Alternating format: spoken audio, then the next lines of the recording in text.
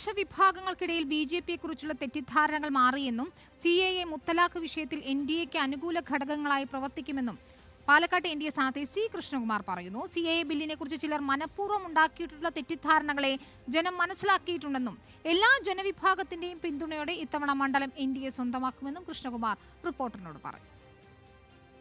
പാലക്കാട് ലോക്സഭാ മണ്ഡലത്തിൽ ഏറ്റവും നിർണായകമാണ് മണ്ണാർക്കാട്, പട്ടാമ്പി, ഷൊർണൂർ മേഖലകളിലെ ന്യൂനപക്ഷ വോട്ടുകൾ. 2019 ഇടതുപക്ഷത്തിന്റെ കയ്യിൽ നിന്ന് മണ്ഡലം UDF-ൽ എത്തിച്ചതിൽ ഏറെ നിർണായക പങ്കുവഹിച്ചതും ഈ വോട്ടുകളായിരുന്നു.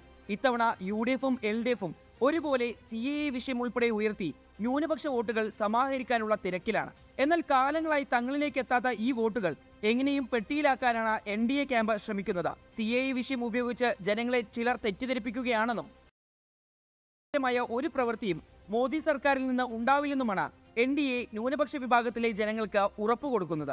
മോദി ഗവൺമെൻറ് അധികാരത്തിൽ വരുന്നതിന് മുമ്പ് BJP അധികാരത്തിൽ വന്നാൽ ഈ രാജ്യത്തുണ്ടാകാൻ പോകുന്ന വലിയ ന്യൂനപക്ഷ വിഭാഗങ്ങൾക്കെതിരായിട്ടുള്ള പ്രശ്നങ്ങളെക്കുറിച്ച് വലിയ ആശങ്ക ഉണ്ടാക്കിയിരുന്നു. പക്ഷേ 10 വർഷം കഴിയുന്ന സമയത്ത് മോദി സർക്കാരോ BJP-യോ ന്യൂനപക്ഷങ്ങൾക്കെതിരല്ല, ന്യൂനപക്ഷങ്ങൾക്ക് ഹാനികരമായിട്ടുള്ള ഒന്നും വരില്ല എന്നുള്ളത് അവർക്ക് ബോധ്യമായിട്ടുണ്ട്. മുത്തലാഖ് വിഷയം ന്യൂനപക്ഷങ്ങളിലെ സ്ത്രീ വിഭാഗങ്ങൾക്കിടയിൽ BJP-യെക്കുറിച്ച് നല്ല മതിപ്പാണ് ഉണ്ടാക്കിയിട്ടുള്ളതെന്നും തെറ്റിദ്ധാരണകൾ തിരുത്തി ന്യൂനപക്ഷ വിഭാഗങ്ങളും ഇത്തവണ തങ്ങളുടെ വിജയത്തിനായി ഒപ്പം നിൽക്കുമെന്ന് NDA സ്ഥാനാർത്ഥി C. കൃഷ്ണകുമാർ പറഞ്ഞു.